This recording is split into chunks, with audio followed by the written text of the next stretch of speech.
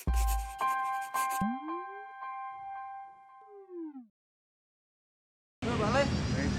Ya Pak. Alhamdulillah. Mas siapa ya? Jadi yang kemarin itu loh. Oh, mahasiswa Unsik itu ya? Yang kemarin mengajukan sebuah informasi. Oh iya, gimana? Jadi saya ada beberapa pertanyaan terkait dengan tugas akhir saya. Untuk Pak Ali ada waktu bisa kita bisa punya. Bentar untuk Oh enggak apa-apa sekalian nih, saya udah di nungguan dong. Nunggu gitu? oh iya, kita naik dokar bareng ngobrol-ngobrol sekalian. siap. Langsung saja ya. Oke, siap. Oke. Pak, naik ya, Pak? Sini Mas Dedi, Siap. ke arah Kauman ya? Iya, bisa. Jalan, Pak? Izin lepas masker ya Pak. Iya. Ini Pak Ali dari mana Pak? Dari Perpus lah. Saya habis kembaliin buku sekalian pinjam dari Oh, Perpusda gitu. Wonosobo. Kebetulan sekali nih kita ketemu di Perpusda. Ini mau pinjam buku juga tadi? Iya, rencana ketemu Pak Ali ya wis sekalian naik. Oh iya. Jadi itu Pak kemarin sesuai dengan apa? Surat permohonan itu saya kan sedang melakukan apa? Penelitian, tesis tentang fokusnya di pemilu dan pilkada. Jadi ada beberapa pertanyaan memang yang saya ingin gali dari Bawaslu. Khususnya itu tentang keadilan sih ya Pak. Menurut saya itu memang agak sedikit agak bingung saya karena saya sekian banyak membaca buku tentang pemilu. Jadi saya butuh referensi dari penyelenggara, khususnya penyelenggara selaku yang memang dia apa namanya yang terjun langsung ke lapangan ya Pak. Dan saya juga bawa ini. Oh, udah di ya, daftar pertanyaannya. Ada.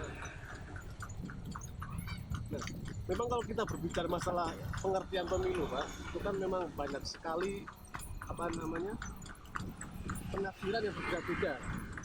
Pelan aja ya, Pak. Ya, dari beberapa ahli. Dan tergantung kita memakai maksudnya siapa.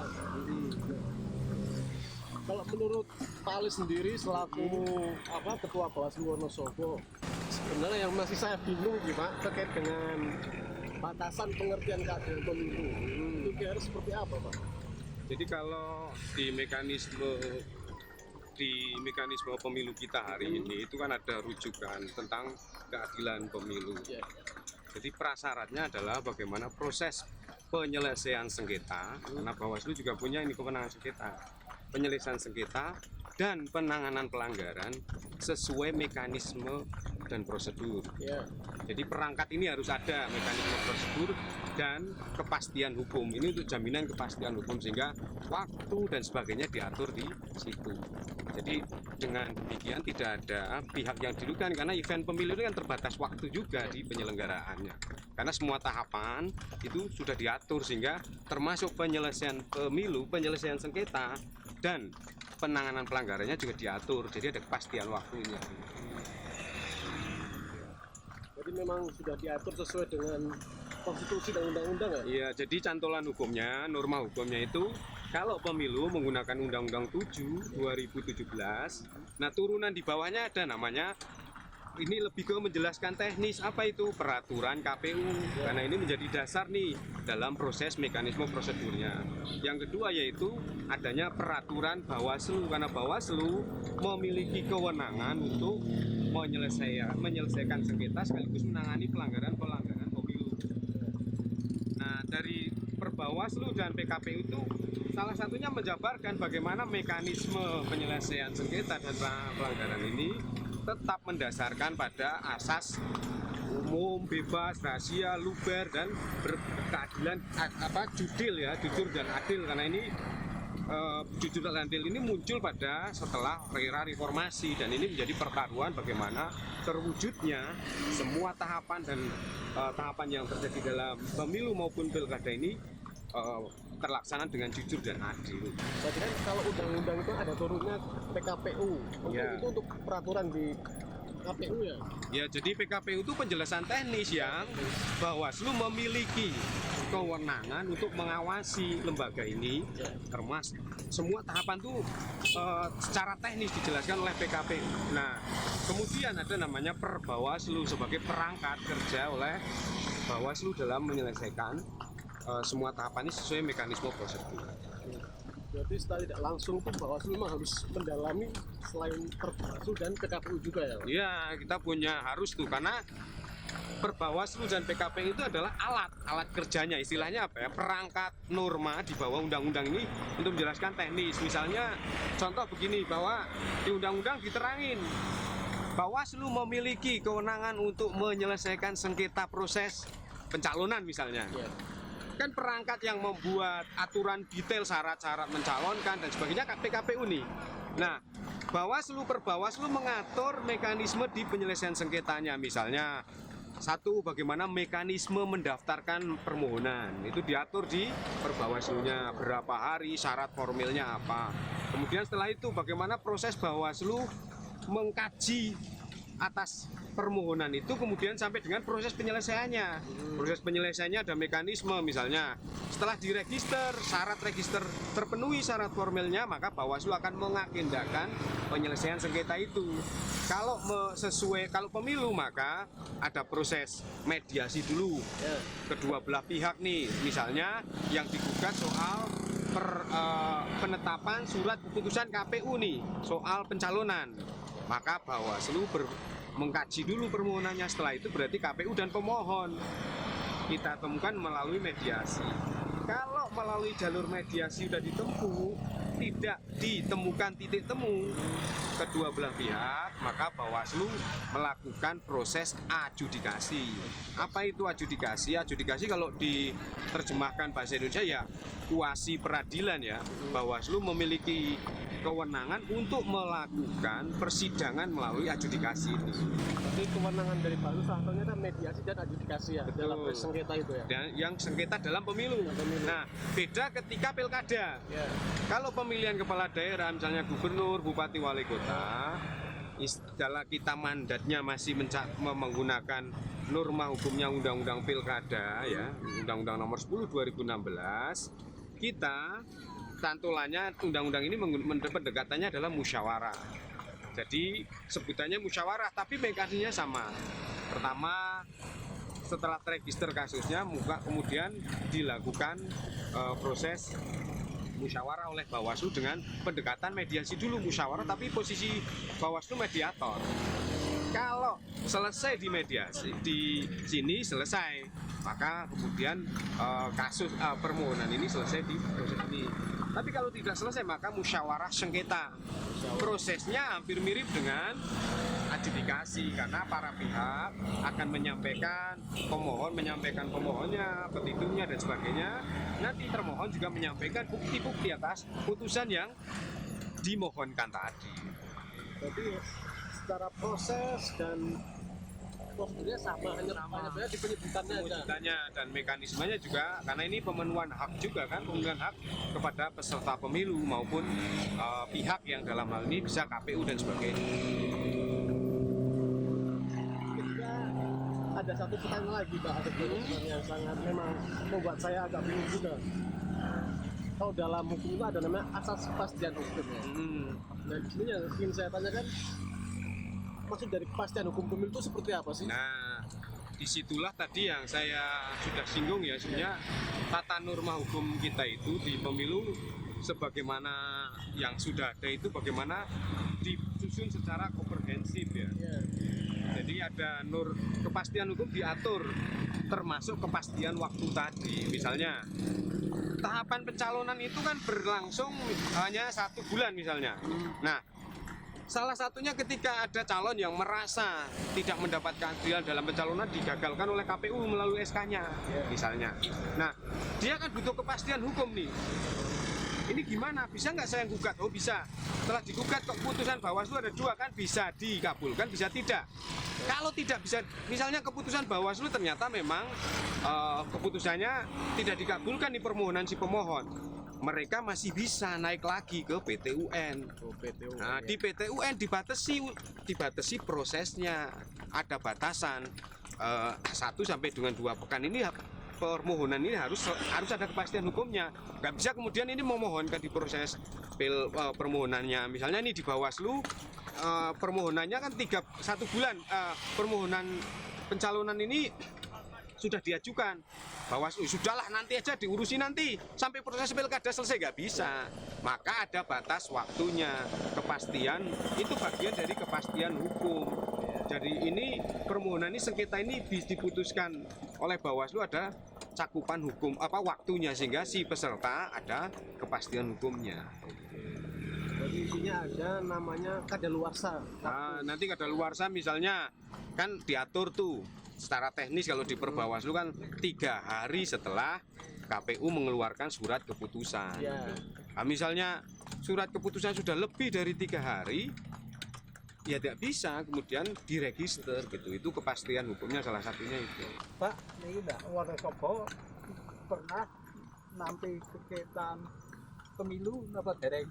Oh, di Wonosobo Ya, itu, Pak. ada Pak. Jadi kalau Bawaslu Wonosobo itu pernah beberapa kali nangani sengketa pemilu, terutama pada pemilu kemarin ya, waktu 2019.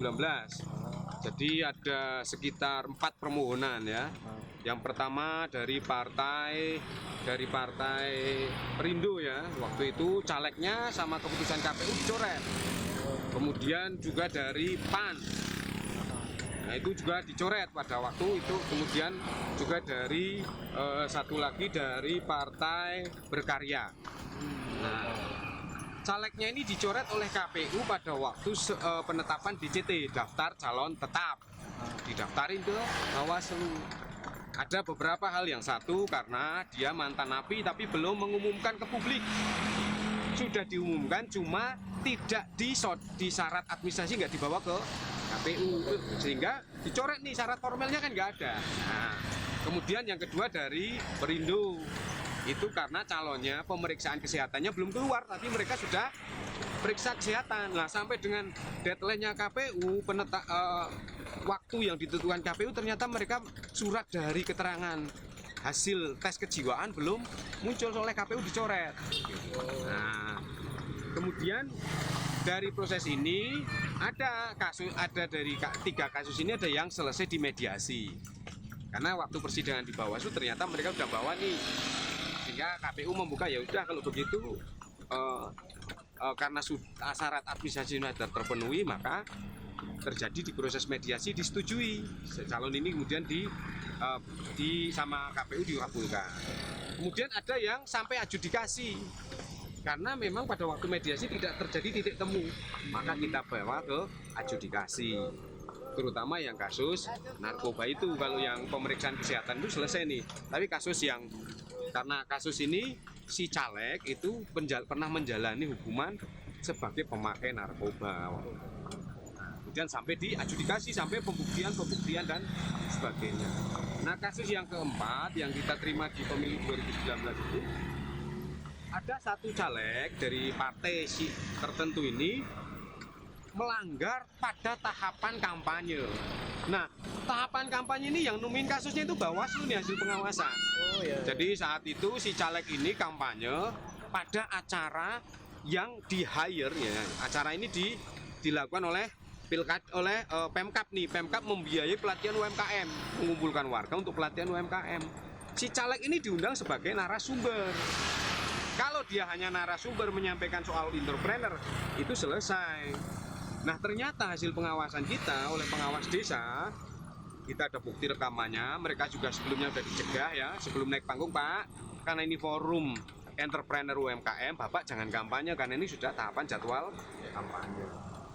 Nah, ternyata pada menit-menit ke-9 setelah pidato itu kebablasan, nyebutin nama partainya, menyampaikan visi misinya, menyampaikan nomor urut dia, mengajak peserta ini untuk memilih, padahal pembiayaan pelatihan ini dari pemerintah kabupaten.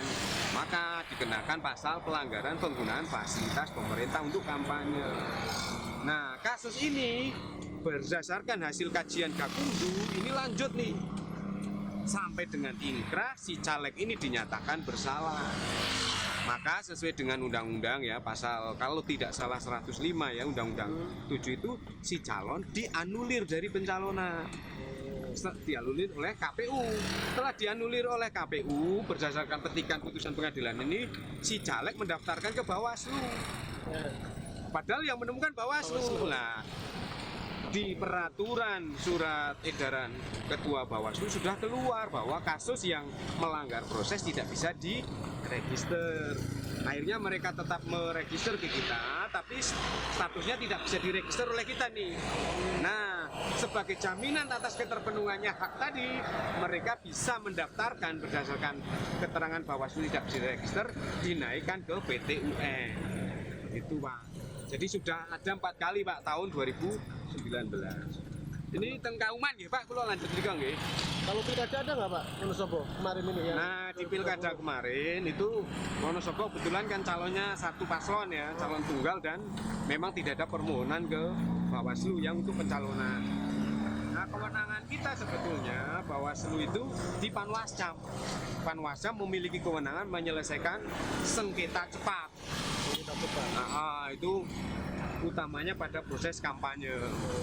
Tapi karena kemarin satu paslon kan tidak diatur oleh KPU tuh tahapan jadwal kampanyenya. Berarti kewenangan sengketa itu tidak hanya di daerah itu ya, kabupaten, tapi di Kacamata justru yang di tahapan kampanye itu yang memiliki kewenangan tuh si Panwascam kita punya. pemilu yang baik seharusnya itu dilakukan secara profesional, imparsial, dan netral. Nah, itu kira-kira 3 elemen itu seperti apa sih Pak? Maksudnya itu seperti apa? Profesional ya, profesional itu kan salah penerjemahannya bagaimana melakukan pekerjaannya itu sesuai mekanisme prosedur. Namanya disebut profesional, ketepatan waktu, ketepatan layanan, kemudian asas bekerjanya itu sendiri. Nah, profesional itu bagian dari syarat penyelenggara sebagai penyelenggara pemilu. Nggak bisa misalnya ini kita mau memohon Pak, waktunya itu kan 3 kali 24 jam. Wah, ini sudah terlalu malam, ya tetap harus kita lakukan layanan.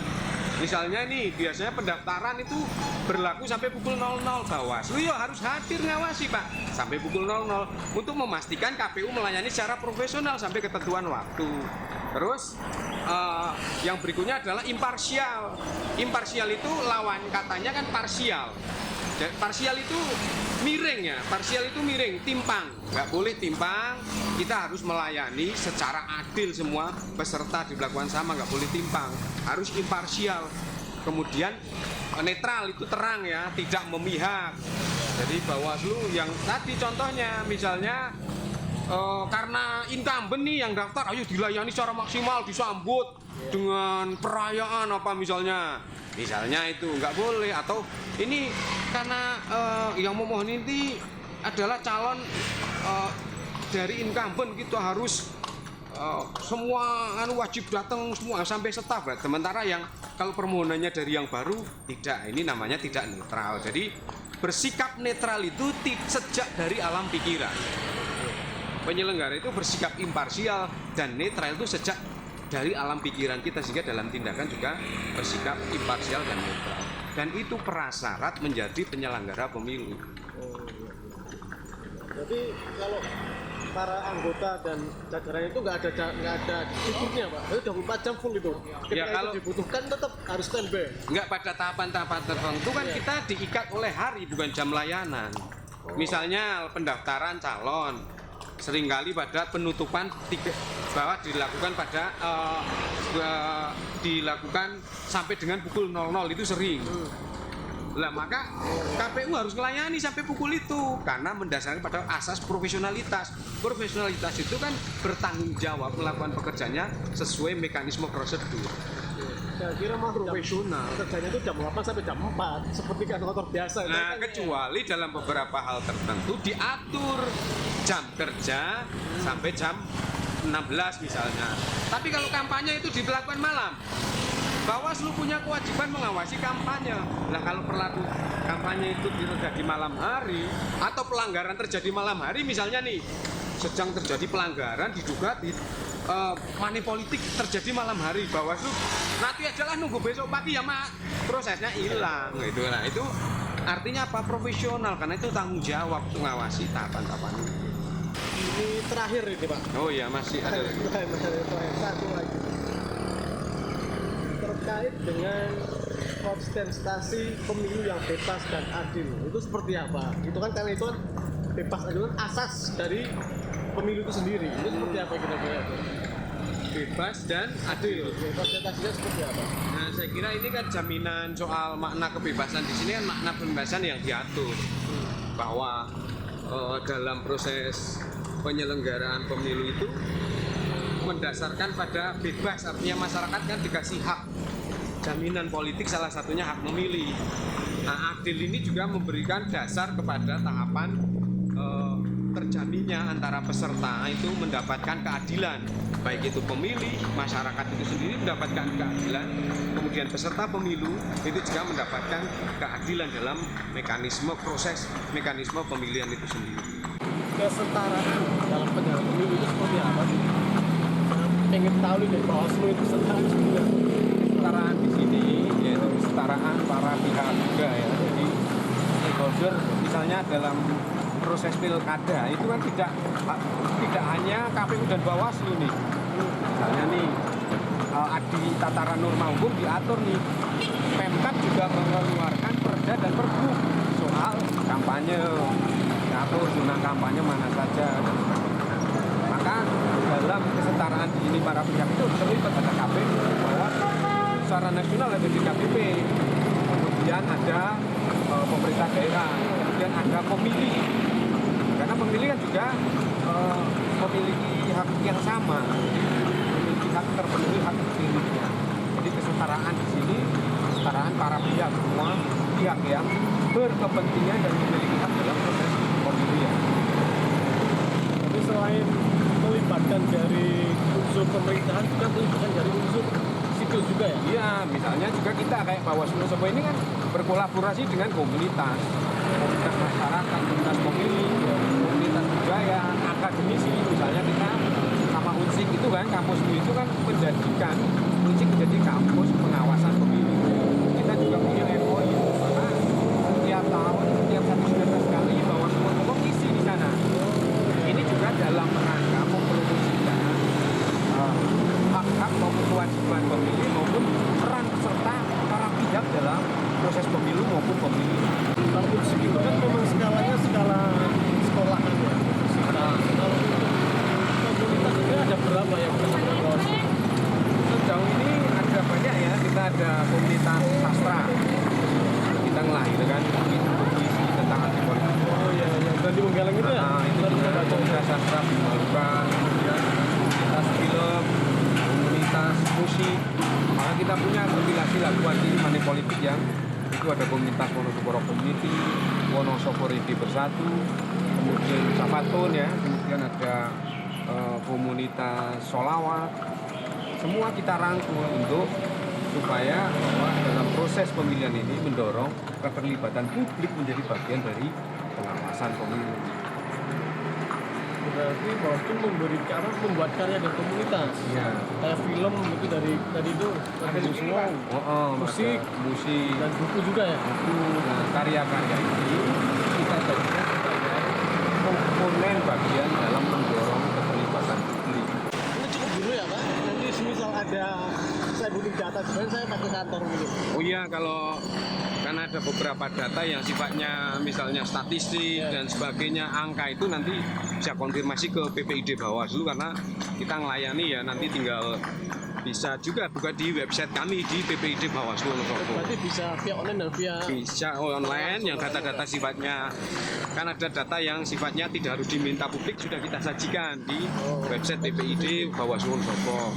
Kalau yang sifatnya itu dikecualikan bisa ke kantor, karena termasuk ini kan sebenarnya harus ke kantor, tapi karena surat permohonan kemarin udah kita terima kan, permohonan untuk wawancara, kebetulan ketemu di jalan nggak apa-apa karena kemarin pas Mas Dedi ke kantor kan memang kita lagi ada acara di Sigedang ya, sedang ada acara dan pendampingan desa anti politik uang ya.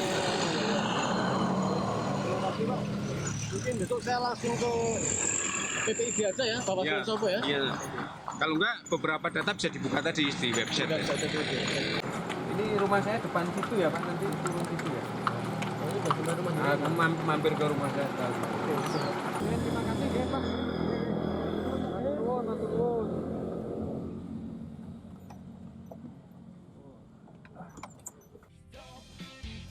Bagi politik yang bikin munafik,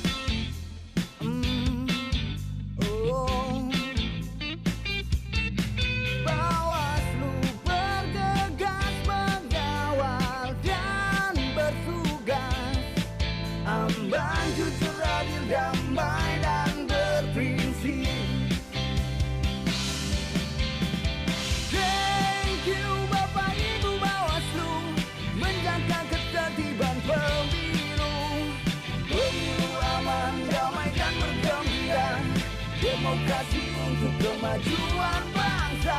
Thank you.